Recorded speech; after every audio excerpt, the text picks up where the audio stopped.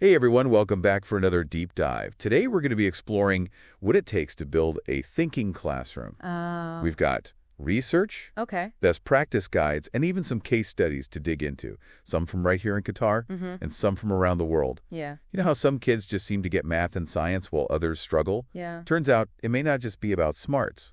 The way they're learning could be a big factor. You're absolutely right. That's what's so exciting about what we're seeing in education lately.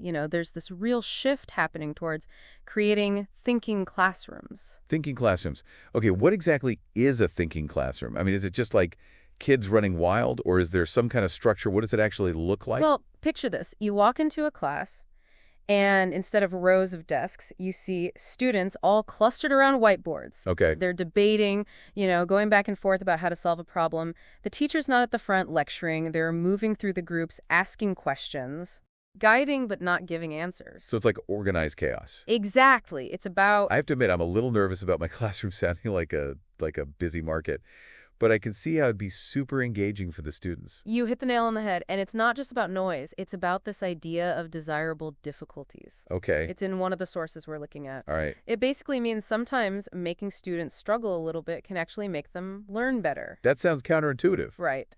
I always thought the goal was to make things as easy as possible. Well, think about it this way. Have you ever tried to solve a really tough puzzle and then you finally cracked it? Remember that feeling? Yeah. It's because your brain had to work. Mm-hmm. That effort makes the solution way more rewarding, way more memorable. Oh, I get it. It's like those aha moments that stick with you long after you've forgotten the easy stuff. Exactly. There's actually this study by Manu Kapoor.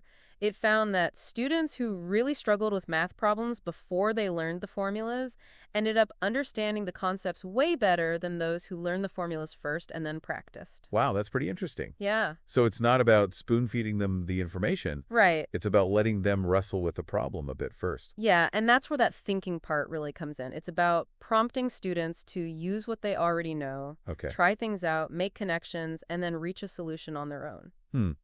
You mentioned some theoretical stuff, too. Can you break that down a bit? Sure, there are actually a few theories that support this thinking classroom approach. Okay. One is called constructivism. Basically, it says learners don't just passively absorb information, they build their own knowledge through experience. So it's about building on what they already know, like connecting new ideas to things they already understand. Yeah, exactly.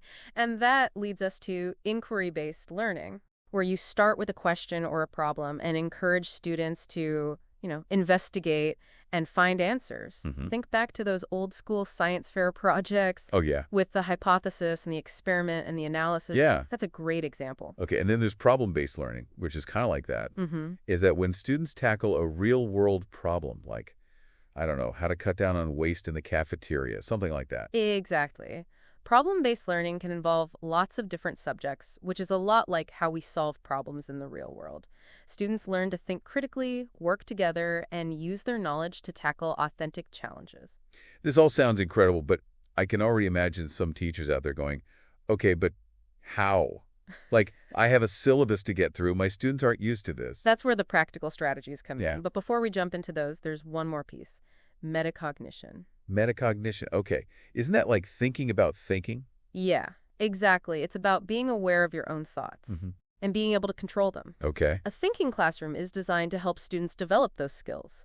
They learn to plan their approach to a problem, monitor whether they understand, evaluate their strategies, and adjust if they need to. So they become like mini scientists, figuring out how their own brains work best. Precisely. Gotta say, the more we talk about this, the more I want to try it in my own class. Yeah.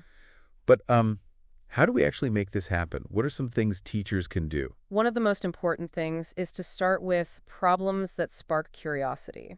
Problems with more than one way to solve them. So instead of giving them a worksheet full of the same type of problem, Yeah. we need to give them something that makes them stop and think, how can I solve this? Exactly. Instead of just teaching them the formula for the area of a rectangle, you might ask, hey, you've got 40 meters of fencing. What's the biggest rectangle you can make? Ooh, that's good. So suddenly it's not just plugging numbers into a formula. They have to think strategically, Mm-hmm. experiment, maybe even use manipulatives to help them picture it. Exactly. And that leads to another key part: asking the right kinds of questions. We want to guide them without giving away the answer. So instead of saying, what's the formula for the area of a triangle, you might ask, how could we figure out the area of this triangle? It's kind of an odd shape. It's a tiny change in how you ask, Mm-hmm.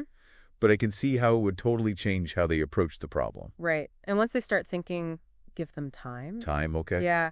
Increasing that wait time after you ask a question is really powerful. It lets them gather their thoughts and come up with better answers. Oh, that's one I definitely need to work on. I tend to jump in too quickly with the answer. Yeah, we've all been there. You get impatient. But those few seconds of silence, Yeah. golden. Okay. And when students do answer, use questions to dig deeper. How'd you get that? Is there another way? What are you assuming here? It's like flipping the roles. They become the experts and have to back up their thinking. Exactly. And that's what helps them build those metacognitive muscles. Okay, so we've got good problems and questions. What else can we do to make this thinking classroom environment? Well, remember that classroom setup we talked about earlier with the students working in groups? Yeah, the visibly random groups and the vertical whiteboards. Right. That's another key part. From Peter Liljedahl. I got to be honest, I'm a little iffy about that random grouping thing. I understand. Yeah. But think about it this way.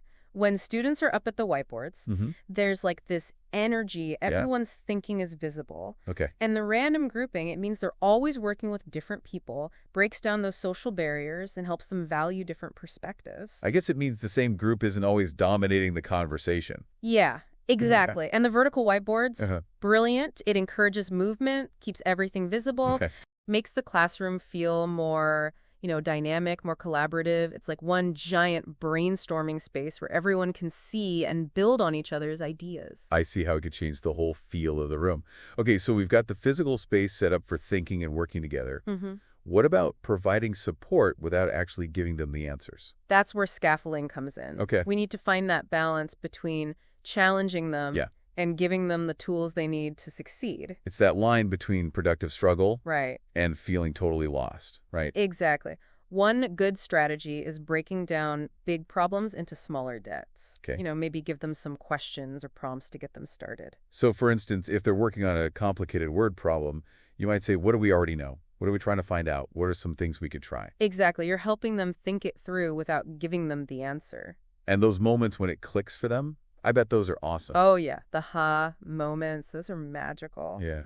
And that's what makes thinking classrooms so rewarding, both for teachers and students. Okay, we've got good problems, good questions, the room set up for thinking, and we're scaffolding well. What else should we remember as we try to make this happen? I think it's also important to build a classroom culture that really values curiosity. Okay. Where kids feel safe to ask questions, even if they seem silly. Yeah, and where they see mistakes as part of learning, not as failures. Exactly. Normalize the struggle. Celebrate effort. It's not about being smart. It's about being a hard worker, a curious explorer. Oh, I like that. Yeah. And it's important that we model that growth mindset ourselves. Oh, yeah. Absolutely. Be willing to admit when we don't know something and show them how we figure it out. A thinking classroom is like a living thing. Okay. It's dynamic. It's always changing. It's messy. It's challenging, but it's so rewarding. It's really inspiring. But I've got to ask, how do we assess this? How do we know if students are making progress in a thinking classroom? Yeah. Traditional tests don't really seem like they'd capture these skills. That's a great question, and one that lots of teachers worry about. Yeah. The key is to remember we're assessing not just the answer, but the process. So it's not just about getting it right, Right. but about how they got there. Yeah, The strategies they used, the thinking they showed along the way. Exactly. And there are some really cool and creative ways to assess those high-order thinking skills, like performance tasks and rubrics, and even just good old-fashioned observation. Okay, intrigued. Can't wait to hear more about those. Yeah. Before we move on, though, I'm curious, what first got you interested in thinking classrooms? Well, I've always been fascinated by how we learn. Okay. And I got really interested in the research on desirable difficulties and how productive struggle can actually be a good thing. It just made so much sense. It really changed my whole view of teaching. Wow, sounds like you had your own aha moment. I did, and ever since, I've been so excited to share those insights with other educators. Well, I'm glad you are. Yeah. I know our listeners are going to learn a lot from you. I hope so. You mentioned case studies earlier. We have examples from both international and local contexts. What can we learn from those? From how real schools are putting thinking classrooms into practice. The case studies. They really show us how these ideas work in the real world, not just in theory. I'm excited to hear about them. Yeah. Let's dig into those in our next segment. Sounds great. So ready to dive into those case studies. Let's do it. I'm especially interested in Peter Liljedahl's work. Oh, yeah. Those 14 key practices of his. They seem to be getting a lot of attention lately. Yeah, they really are. Logidal's work is a great place to start, I think. Okay. His research, combined with all his experience in the classroom, Yeah. has led to some really interesting ideas. Remember how we talked about visibly random groups and those vertical whiteboards? Yeah, those were the ones that I was a little skeptical about at first. Right. But the more we talk about it, the more I see how they could actually make things more dynamic and more fair for everyone. Exactly. When students are up at those whiteboards, there's this sense of like immediacy. Everyone can see what everyone's thinking. It's all out in the open. And the random grouping, it means they're always working with different classmates. Right. They learn to work together, break down those social barriers, and learn to appreciate different ways of looking at things. So it takes away that pressure of always having to be the smart one. Right. And everyone gets a chance to shine and learn from each other. Exactly. And the research shows that Logidal's methods get students more involved, help them stick with it when things get tough, and make learning more enjoyable. Interesting. It's not just anecdotes either. Okay. Schools all over the world, from Canada to Europe to Asia, are using these practices. That's really impressive. It's like a global movement. It is. Are there any other case studies that really jump out at you? Well, we can't talk about thinking classrooms without mentioning the IB program. Okay, the International Baccalaureate. Yeah. It's known for its high standards and its focus on inquiry. The IB program has always seemed really cool. Yeah. It's like inquiry is built into everything they do from the very beginning. That's right. It's not just a separate thing. It's woven into the whole curriculum. IB students are encouraged to ask questions, do their own research, explore, and connect their learning to real-world stuff. And it's not just about rote memorization, right? No, it's about those critical thinking and problem-solving skills that are so important these days. Absolutely. And the results are impressive.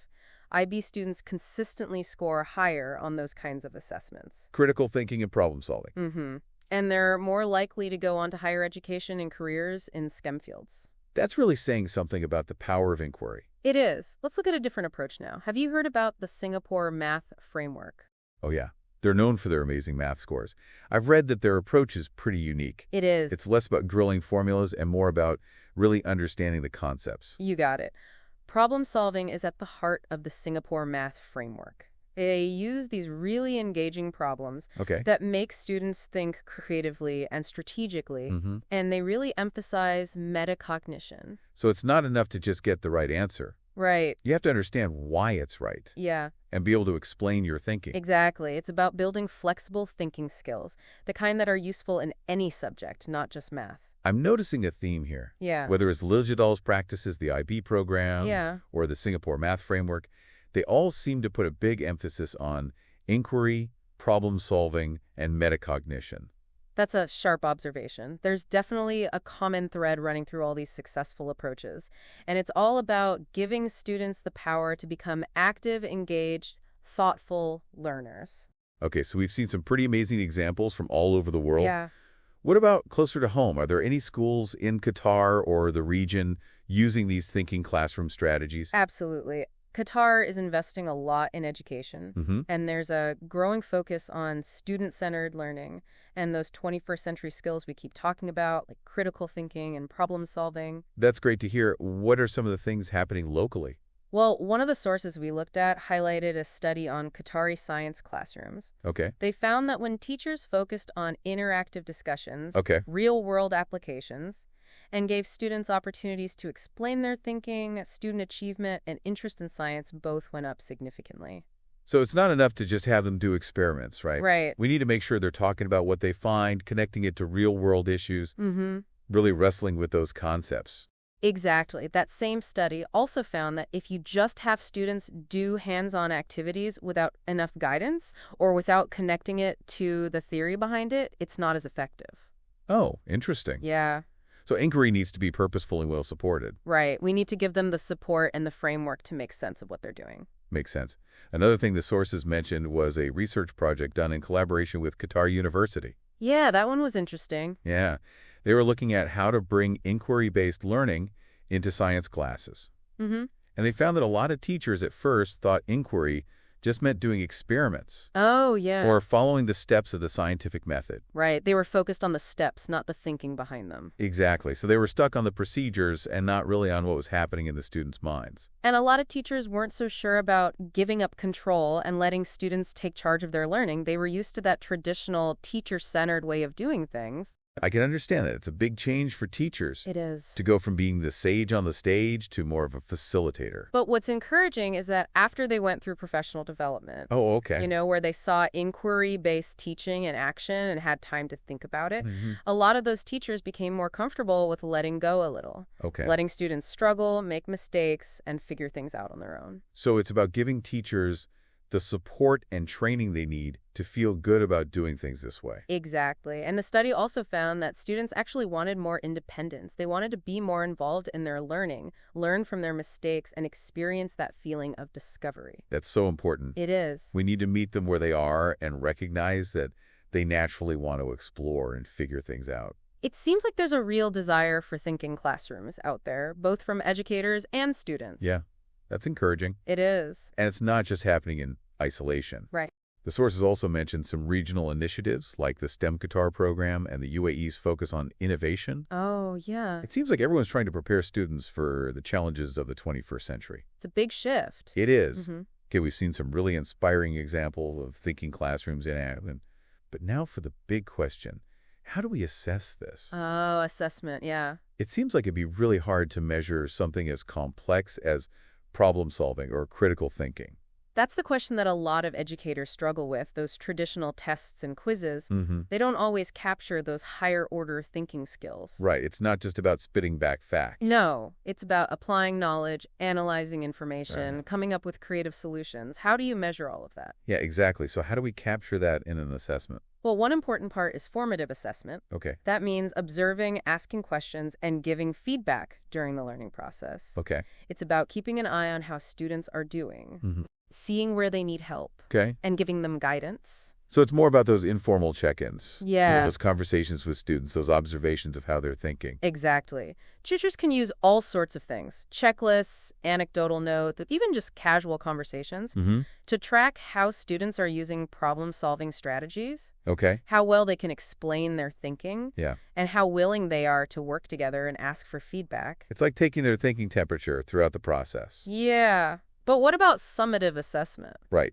That's what I was going to ask. How do we actually give grades for this? Yeah, exactly. That's where rubrics, performance tasks, and portfolios can help. Okay, break those down for me. Okay. I've used rubrics for writing assignments, Yeah.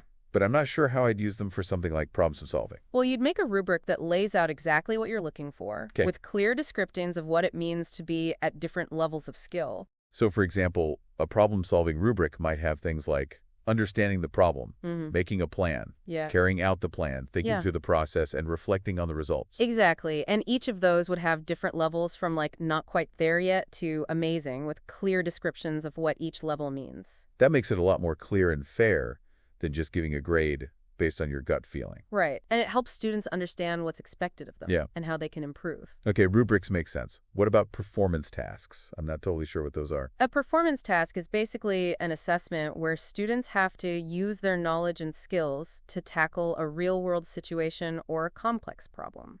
So like in science, it might be designing an experiment to test a hypothesis or analyzing data from a real environmental study. Exactly. Or in math, it might be solving a multi-step problem where they have to use fractions, ratios, and percentages to make a budget for a school event.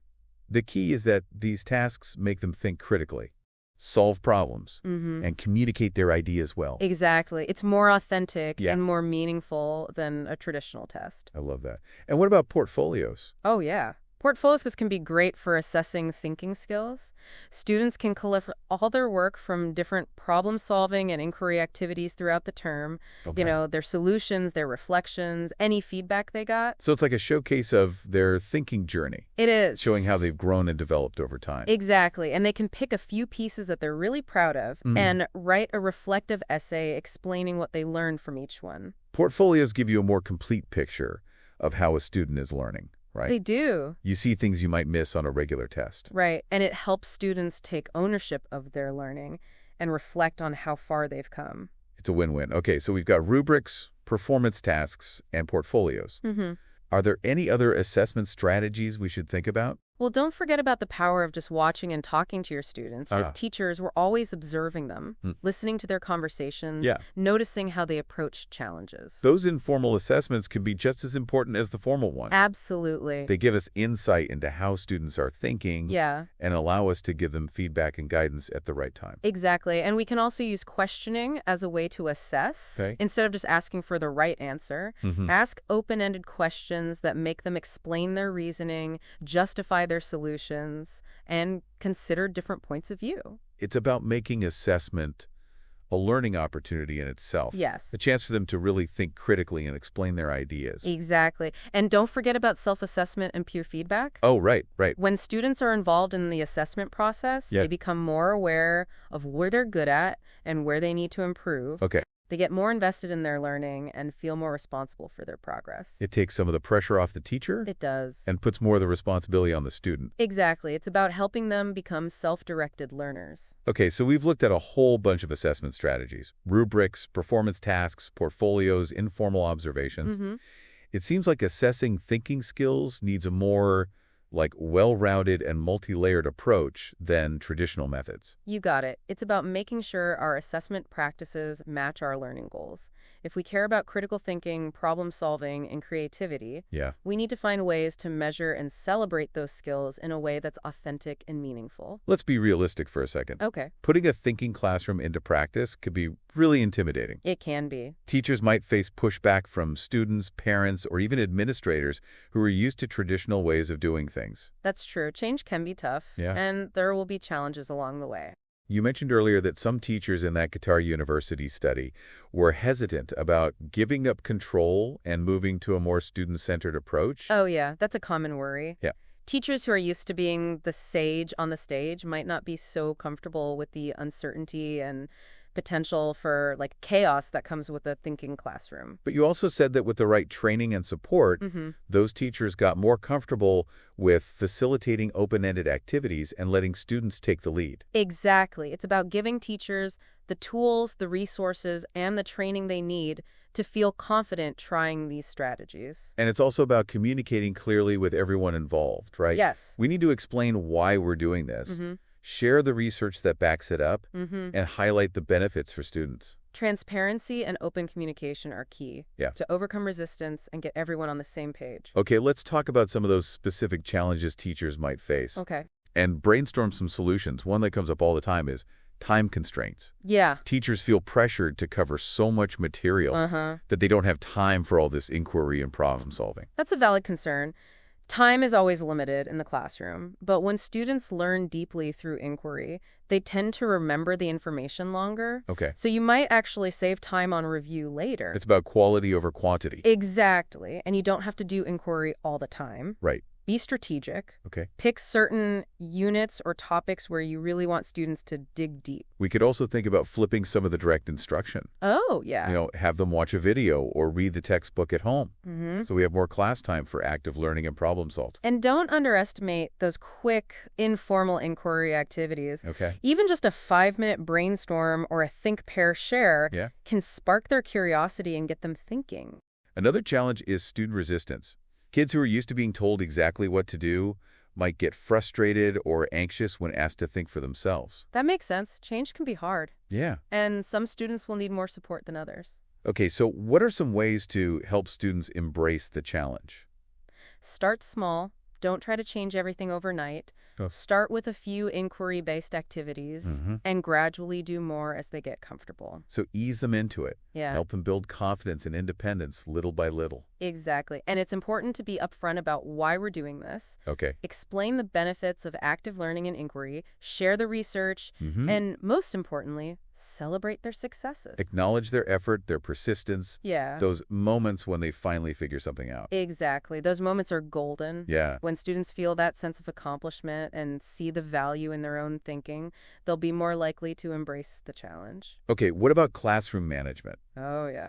Thinking classrooms can get pretty loud and chaotic. They can. With students moving around, talking, collaborating. That's something teachers worry about a lot. I get it. But remember, a classroom that's buzzing with productive conversation, that's a good thing. We want them engaged and talking about what they're learning. It's about finding that balance between structured chaos and, actual learning. And the key is to set up clear structures and routines right from the start. Okay. Have designated spaces for different activities, clear expectations for behavior, and use signals to get everyone's attention. And be proactive. Oh, yeah. Right. Walk around, check on their progress, and intervene early if you see anyone getting off track. Exactly. Sometimes a little reminder or a redirecting question is all it takes. Another challenge is differentiating for different learning levels. You're right. We've got a diverse group of learners in every classroom. We need to make sure everyone is challenged and supported no matter what they know or what skills they have coming in. How do we differentiate effectively in a thinking classroom? Scaffolding and flexible grouping are key. Okay. We can give extra support to those who are struggling, offer extension activities for those who are ready for more, and group students strategically so they can learn from each other. We can also use technology to personalize the learning experience. Absolutely. Right. Give different resources and pathways for students at different levels. Adaptive learning programs can be a big help here. Yeah, they can give individualized practice and feedback. Exactly. And don't forget about formative assessment. Oh, so important. Right. If we're keeping a close eye on how students are doing, we can spot those who need extra help and adjust our teaching accordingly. Formative assessment is like a compass that helps us guide each student toward what they need. Okay, we've talked about a lot of challenges. Anything else we should touch on? I think we should talk about assessment again. Okay. Specifically, how we communicate with stakeholders who might not be so sure about these new methods. Right. Parents and administrators who are used to traditional grades and standardized tests might not understand why we're doing things differently. That's understandable. But we can address those concerns by being transparent. Okay. Explain how we're grading, communicate clearly, and give students opportunities to show their learning in different ways. And emphasize that these alternative assessments are actually better aligned with the skills students need for the future. Exactly. We're not just trying to be different for the sake of being different. Right. We're trying to prepare students for a world that needs critical thinkers, problem solvers, and people who can adapt. Okay. And what about resource limitations? Not all schools have fancy technology, flexible spaces, or lots of materials. That's true. But remember, a thinking classroom isn't about the stuff. Yeah. It's about the mindset. Okay. It's about creating a culture of inquiry, collaboration, and critical thinking. Right. It's about the thinking, not the things. Exactly. We can be creative and resourceful, use everyday materials for experiments, turn windows into whiteboards. Okay. Use free online resources and simulations. There are so many ways to do it without spending a lot of money. The point is to focus on the principles, not the tools. It's about sparking students' curiosity, creativity, and problem-solving skills. Yeah. No matter what your classroom looks like. That's a great message for teachers. And we're not alone in this. There are tons of resources out there to help teachers build thinking classrooms. Like what? Books, articles, workshops, online communities. There's a whole network of educators who are excited about this. Yeah, and we can all learn from each other and support each other. Exactly. We're all in this together, trying to create those rich, engaging, thought-provoking experiences for our students. We are. Well, we've covered a lot of ground in this deep dive. We have. From the theory to the practical stuff, from assessment to challenges and how to overcome them. But there's one more piece of the thinking classroom puzzle that deserves its own attention. Technology. Yes, technology. It has so much potential to help us create these amazing learning experiences. Right, but we have to use it wisely. We do. It's not just about throwing tech into the classroom. It's about being intentional and thoughtful. Okay, so let's talk about that. Okay. I'm excited to explore how technology can enhance a thinking classroom. Me too. Let's do it in our next segment. Okay, so tech and thinking classrooms. What are we thinking? It really can be a game changer. Yeah. But you're right. It's not about just throwing iPads at kids and calling it a day. Right. So where do we start? What are some of the most, mind-blowing ways tech can amp up a thinking classroom? Well, simulations and virtual labs are really taking off. Okay. You've gotten so good. Students can explore stuff that would be impossible or way too dangerous in a normal classroom. So instead of reading about a chemical reaction, they could actually run a simulation on the computer, change things up, and see what happens. Exactly. And they can do it safely. No explosions. Yeah, good point. No harmful fumes. Or they could explore the human body in 3D, dissect virtual organs, zoom in on tiny structures. That's incredible. It really opens up a whole new world of learning. It does. And a lot of these simulations are free online. Oh, that's great. Which is amazing for schools with limited budgets. Access is so important. It is. Okay, what other tech tools are you loving right now? Data collection and analysis tools are another big one, Okay. especially for science. Mm-hmm. Digital probes and sensors let students collect real-time data from their experiments. Okay. And graphing software helps them visualize and analyze that data, Mm-hmm. way more engaging than the old ways. It makes data analysis less of a chore Yeah, and more meaningful, right? exactly. They're not just crunching numbers. They're seeing patterns, relationships. It helps them understand the concepts better. And these tools aren't just for science, right? Nope, you can use them in any subject where there's data, math, social studies, language arts, even PE. I'm seeing all kinds of possibilities. And tech can also make collaboration so much easier. Oh, yeah. Students can work on projects together, share ideas, give feedback, even if they're not in the same room. Exactly. Think shared documents, online whiteboards. Oh, yeah. Discussion forums, video calls. We can create virtual thinking classrooms. We can, where students can connect from anywhere. That's so cool, especially in today's world where everything's so connected. And it means students can connect with experts and mentors who aren't in their own community. Exactly. Imagine a student in a rural school being able to work with scientists in a lab on the other side of the world. It's pretty mind-blowing. Are there any other tech tools we should keep an eye on? Well, we touched on adaptive learning and intelligent tutoring systems. Yeah, those programs that give personalized practice and support. Those can be really helpful for differentiating instruction, Yeah, I can see that. making sure each student gets the right level of challenge. They're like a lifeline for busy teachers trying to meet the needs of so many different learners. They are, and they can help students build those metacognitive skills too, by prompting them to think about how they're learning, what they're good at, where they struggle, and how to adjust. Like having a personal tutor in your pocket? Exactly. What about educational games? Oh yeah, good one. There are so many out there. Can they really be part of a thinking classroom? They can. Game-based learning has gotten so much better. Okay. There are games out there that really make kids think critically, solve problems, and get creative. I've heard good things about Minecraft Education Edition. Oh, yeah, it's great. Students can build and create in a virtual world while learning about STEM. Exactly. There are games for pretty much every subject and age group. The key is to pick ones that match your learning goals. Right. Ones that promote active learning. Not just entertainment. Right. And games can be incredibly motivating. Oh yeah, for sure. When used the right way. Okay, we can't forget about all the information online. So much information. How do we help students navigate that and become good at finding and evaluating information? That's essential, right? Yeah, like essential life skill these days. We have to teach them how to find information, how to tell if a source is reliable, Okay. how to be critical thinkers in the digital world. So it's not just Googling something and clicking the first link. Nope. It's about knowing how search engines work, how to ask good questions, Right.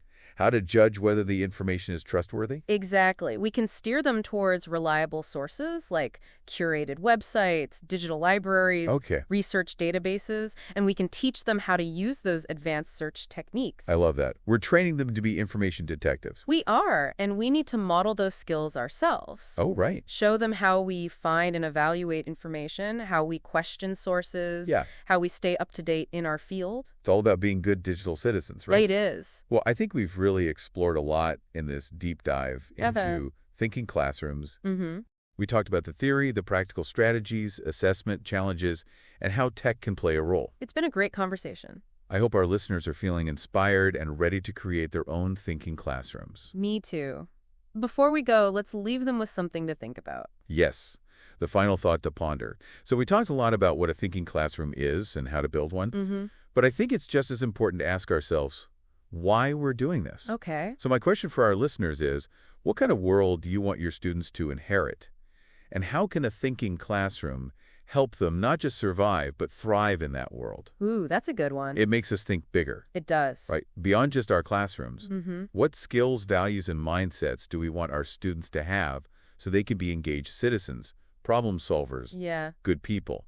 How can we design our classrooms and our lessons to nurture those qualities? It's a question worth some serious reflection. It really is. It's something that should guide everything we do as teachers. It's been so great exploring these ideas with you. It has. I know our listeners are going to get a lot out of this. I hope so. It's always inspiring to connect with teachers who are passionate about creating these incredible learning experiences. And to all those amazing educators out there, keep those thinking classrooms buzzing. Yes, keep those minds engaged and keep diving deep. Until next time.